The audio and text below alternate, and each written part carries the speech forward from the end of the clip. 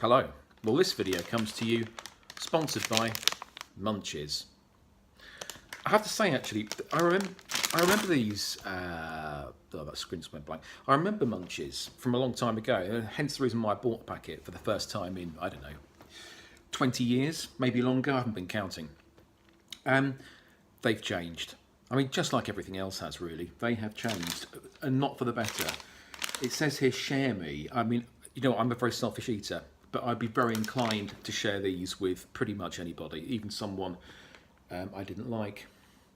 Anyway, why am I here? Well, I'm here actually because I'm really, really fucked off. And I'm fucked off with reading comments from ignorant people who are not commenting on my videos just yet, although I've no doubt that will come. I mean, no one watches mine. So that's one of the upsides, I guess, of hardly having anybody actually watching your videos. Or put it this way, at least people who do watch it are so, I don't know, repulsed and bored that they either run away or they simply fall into a very deep sleep and never wake. Having said that, let me be very clear about this. There are people around, and one of them actually is that sad, sad bitch called Katie Hopkins, who have a philosophy that says, listen, get up, get on with it, you'll be all right. If you are anywhere in your life at the moment and you listen or come into contact with one of these types of people, here's my advice. Either hit them and run away, or just run away. Because they're giving the worst advice you could possibly ever give anyone. How do I know this? Well, I know it because it's exactly the approach that I took to my own problems. Why did I do that? Well, because my mother had exactly the same philosophy. There's nothing wrong with you. Get up, get to school. And I say school because mine started when I was at primary school. It got a lot worse after I was raped as a child repeatedly. That kind of compounded the problem. But I did just what my mum said. I mean, she didn't know about this because I took her words seriously. I didn't even consider any of that as being a reason why I could say or should view myself as potentially needing some help. So I just got on with it. I got on with my life. I got very busy with my life. I took up swimming and I became a competitive swimmer. I competed internationally. I trained 5 hours a day, every day.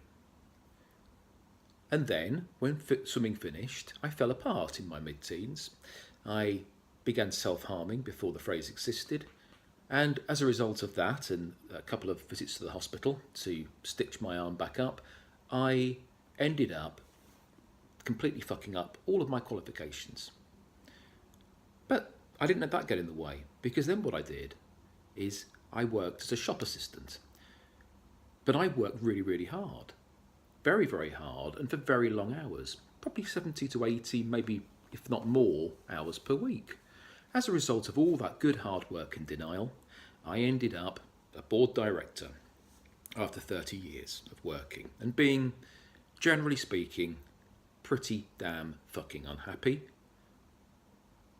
and causing complete and utter chaos, both in my life, but also actually the lives of those people who came close to me. And so, having taken that great advice, not needing anyone to tell me other than my mum, bless her, I end up here. I end up in this place. I end up in a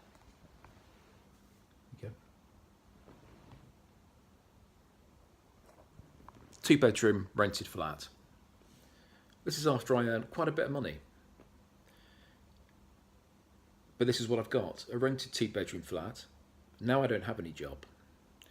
I have isolated myself away from pretty much all of my friends.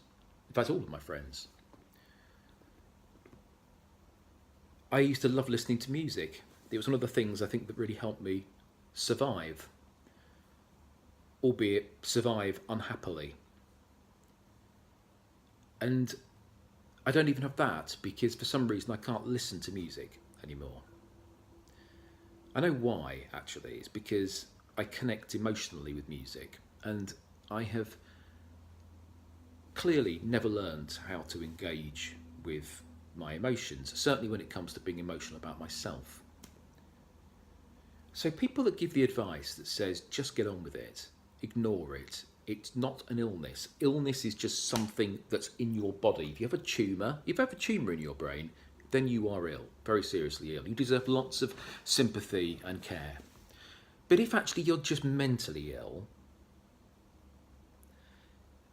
then that means that anybody who is either just not very bright, or ignorant, or lacks imagination, or maybe all three combined,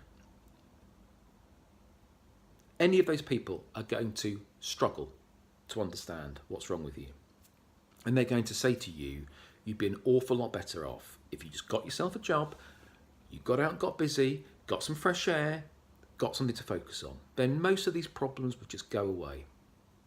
Well, look, here's the thing.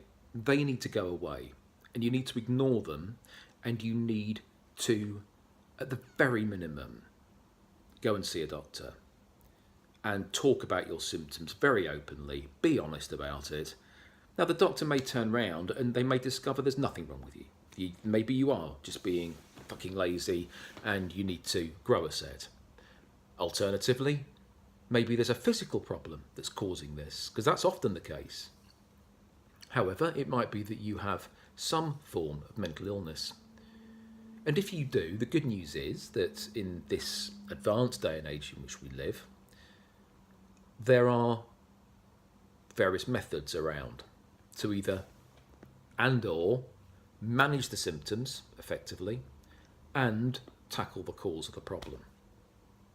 Thank you. If you want to subscribe, please do. If you want to comment, please do. If you are an arsehole who is intending to write anything that's abusive below my video, then I will just report you and block you. So you'll just be wasting your time. Go off, disappear down a very, very dark, deep hole. Thank you. Those people who are listening who are good people, i.e. people with a brain, some compassion, and some imagination, thank you for listening. And please do subscribe and let me know any constructive feedback. Thanks.